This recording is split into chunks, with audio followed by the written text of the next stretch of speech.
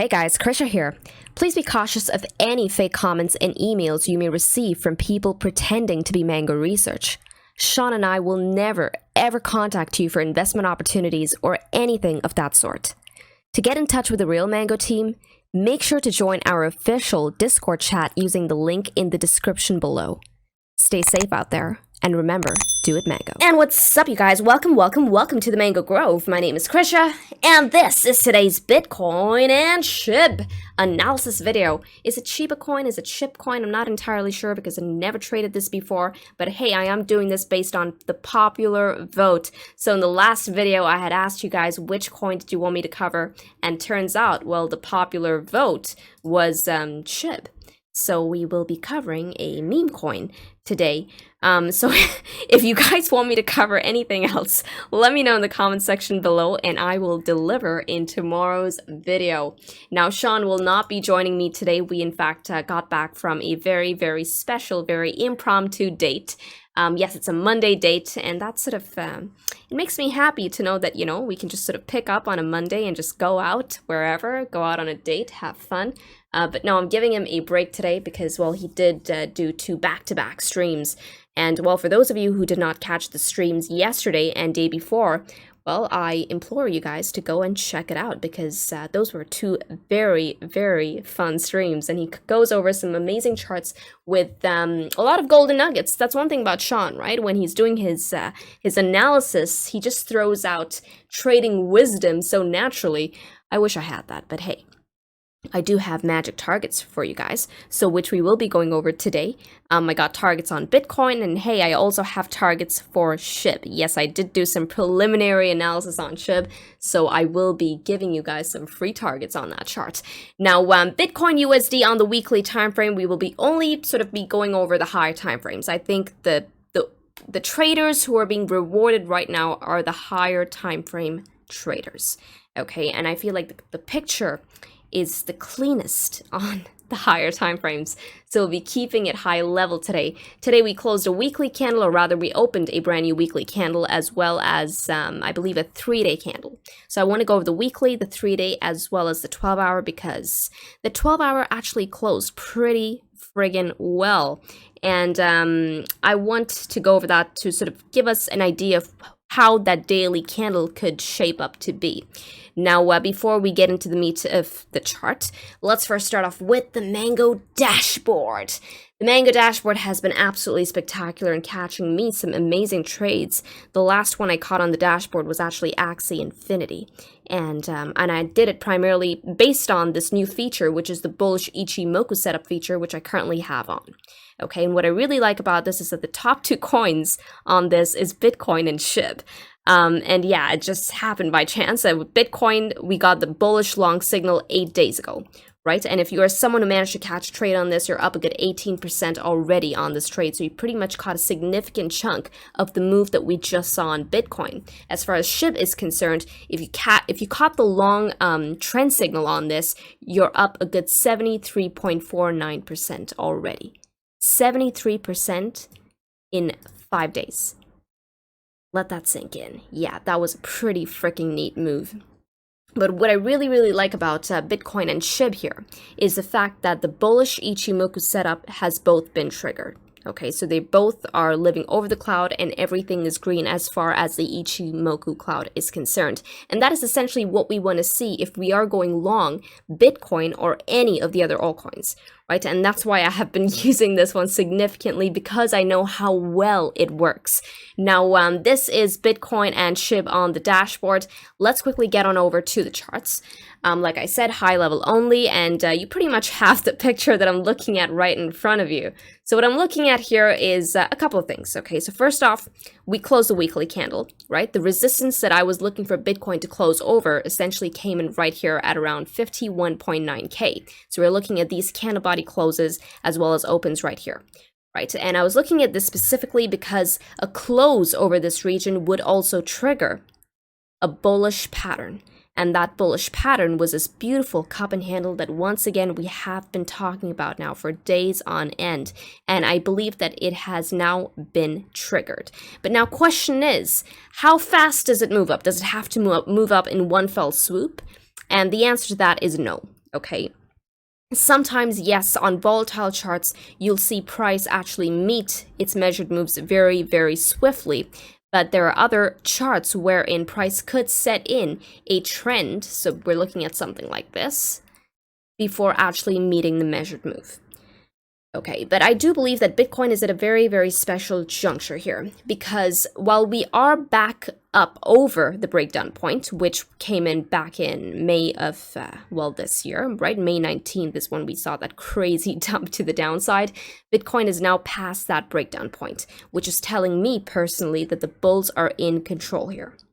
Okay, however, while we have taken out resistance overhead, which came in at around 51.9K, we are once again up against resistance.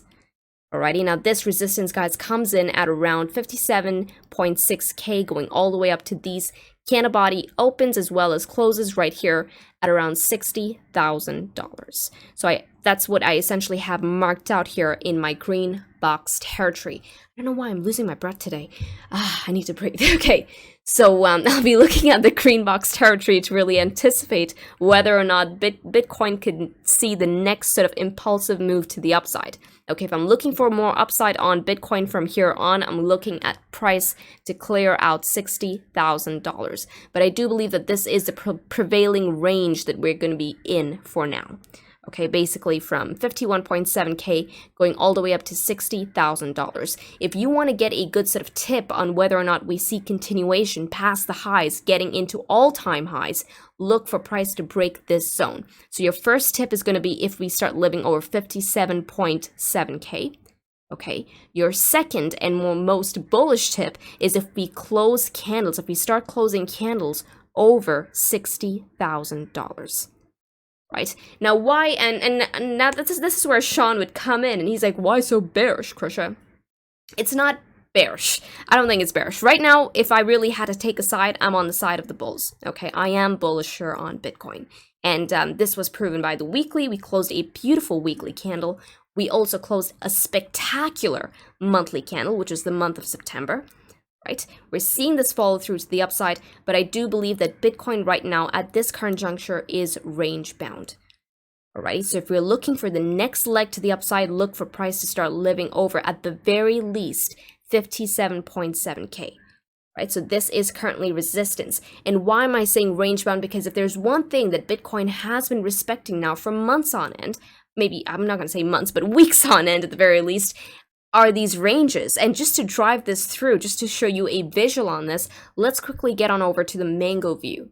Okay, now I'm currently on the Mango view, Bitcoin USDT weekly time frame. For those of you who want to check this out, get on over to app.mangoresearch.co.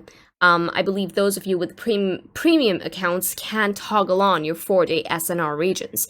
Now, just to show you guys what I mean by this, is that notice how well Bitcoin has been oscillating between its regions of support and resistance. As soon as we took out resistance here at around 45.3K, no, sorry, not 45.3K, what was this?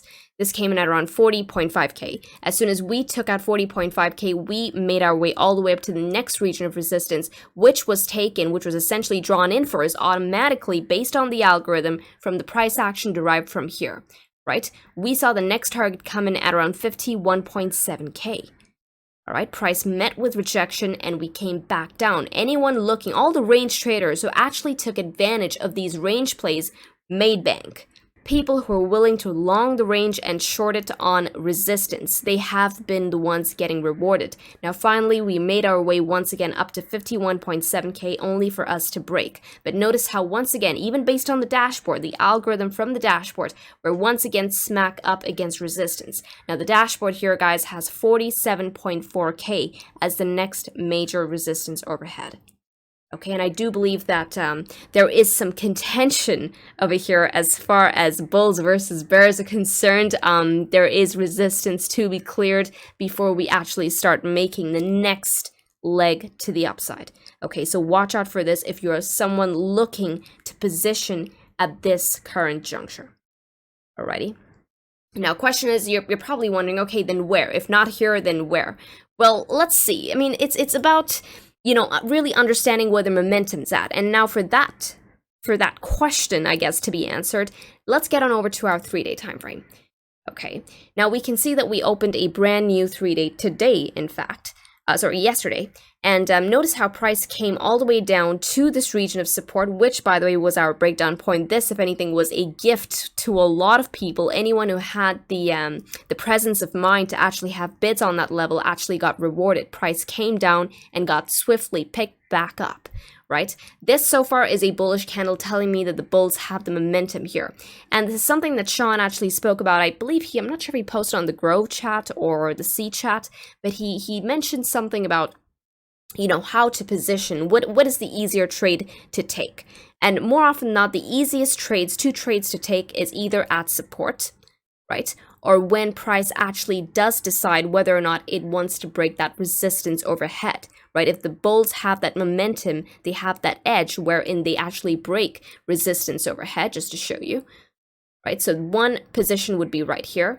The other one is if price breaks resistance, that is a testament to, hey, the bulls have this one by the horns, right? And more often than not, you'll see a retest of the broken resistance. So basically resistance now turned into support and then a bounce. So the next good trade to be had would be on that retest of the support. And why is it a good trade? What makes a trade a good one? It is how easy it is for you to manage. And both these trades, right, the one right here, right? Sorry about my really nasty lines. So basically one right here and the other one would be right here, right? These are two very, very easy trades to manage because if price breaks to the downside, you know if you are wrong extremely fast. You know that you have been invalidated very, very fast with minimal loss. Okay, so this is how I usually play it. I either get it on the retest or I get it on the break. But so far, the way I'm looking at it is right now price is up against resistance. All right, so the real question is that you need to ask yourself is, should you be buying resistance? And the answer to that is no, right? You do not want to be buying resistance. Wait on the break, wait on that confirmation before you buy resistance. You could get another retest before we actually move to the upside further. Now, to get another good gauge on, you know, where the momentum is at, let's quickly get on over to the 12-hour time frame, which we closed around 1 hour ago. And what I really like about the 12-hour time frame so far is this, right? We have managed to clear out this bull flag resistance that we have been oscillating under for, well, days on end. And this was the bull flag. For those of you who don't see it, this was the ascending triangle. Oopsies. And this right here was the pole. Right, so we have that bull flag that has officially been triggered. Let's also switch on our volume, and I do believe that there is volume to support that.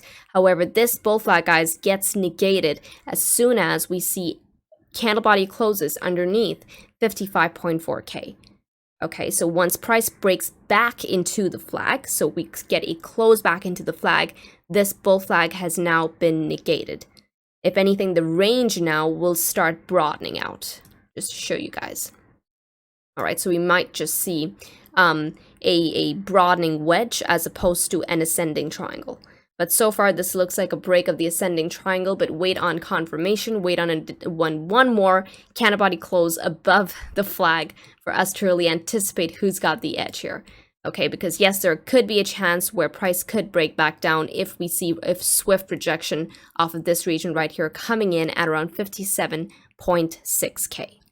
Okay, so rejection there could send Bitcoin spiraling back down. However, if we start getting back up over 57.6K, then 60K, here we come. Bitcoin will be going for the highs. At that point, buckle the hell in. Things are about to get very, very interesting from here on. As far as the bull flag measured move is concerned, let's go ahead and take that very quickly. Where does this take us up to? This would take Bitcoin up to $68,000. Okay, so 68K is one target to the upside, which has been derived from the bull flag. The other one, guys, is the cup and handle that comes in at around, what was this? What was the cup and handle measured move? Let's take that quickly. On here, on the break. That comes in at around $74,000. Okie dokes. Now this is Bitcoin for you. Keep it simple, keep it macro. Your best picture is going to be painted for you on the macro timeframes, on those weekly, 3-day timeframes. Alrighty. Now as far as SHIB is concerned, let's quickly get on over to SHIB. Alright, so this is SHIB on the weekly time frame. There's not much to dissect here, so let's get on over to some of the lower time frames. And, okay, so we have a bull flag that's playing out right now, right? For those of you who do not see it, this right here is the pole, and just to give you an idea of the flag, I'm looking at this entire thing as the flag. So we're seeing that consolidation is a bullish consolidation. We're seeing a series of higher lows on this, and right now it looks more like an ascending triangle, if anything. It's either morphing into an ascending, or it could be like a W-like formation, right? So we're looking at this. Right, this is a pretty bullish sort of range. Honestly, the bulls definitely have the edge on this. But the next real major target I'll be looking for is for SHIB, honestly, to get back up over this region right here. So we're looking at the highs once again. It's only once we really start getting past this 3316 region will I be looking for that next sort of move to the upside. Based on the prevailing sort of volatility on this chart, I will be looking for around somewhere around here, okay, for 4,151 something decimals. But this would be a good, what? That's a good 25% to the upside still, okay? But this is contingent on us actually closing candles over the highs right here. Your first sort of test is really going to be given to you along this. So we're looking at that W-like formation really triggering to the upside. If we also see a playthrough on the W, say this is a W and we see that break, where does that really take us up to? Okay, so we're coming up closer to that upper bound at around 4,151. But the measured move of the W really comes in at 3,957. But honestly, I'll be giving more precedence to the upside at that 4,000 level. So that's what I personally will be looking for. But like I mentioned, once again, contingent on us really getting up over this region right here. How about price against the Ichimoku? So cloud is green, price is over the cloud. We're seeing price actually respect that 21 EMA in the 4-hour time frame. So that honestly is going to be our guide. Notice how as soon as price really started, inching to the upside, leading into this beautiful move to the upside. Notice how price was holding that 21 EMA, right? Hugging it, pretty much. That's how that trend started. So it is respecting the 21 EMA. If this really has to give up, if the bulls have to give up, look for the 21 EMA to get lost. So I'm looking for consecutive candle body closes underneath the 21 EMA, which is going to give us the tip off on this trend losing that momentum. Okay, so these are the signatures to look for if SHIB really has to start taking a leg back and cooling off. But so far, the bulls do not seem to want to cool off here. I'll be looking for further upside on SHIB. Look for the first region to be taken out at 2,987, leading up to 3,314. And you know what? Just this range alone would be a good 10%. Hey, why the hell not, right? 10% to the upside, that's a free 10% bag, given that we close over this current region of resistance. And hey, if we get back up over the highs right here, well, buckle in for a 20% move. So this is SHIB for you guys. Keep it simple on SHIB. Play the support and resistance on here. Your signature is a 21 EMA. And yeah, this is pretty much all I have for you as far as targets are concerned. Now, do not forget to tell me which altcoin you want me to cover in tomorrow's video. Of course, the popular vote wins. And yeah, guys, with this, trade safely, trade stress-free, trade the mango way, trade the easy way. Ciao.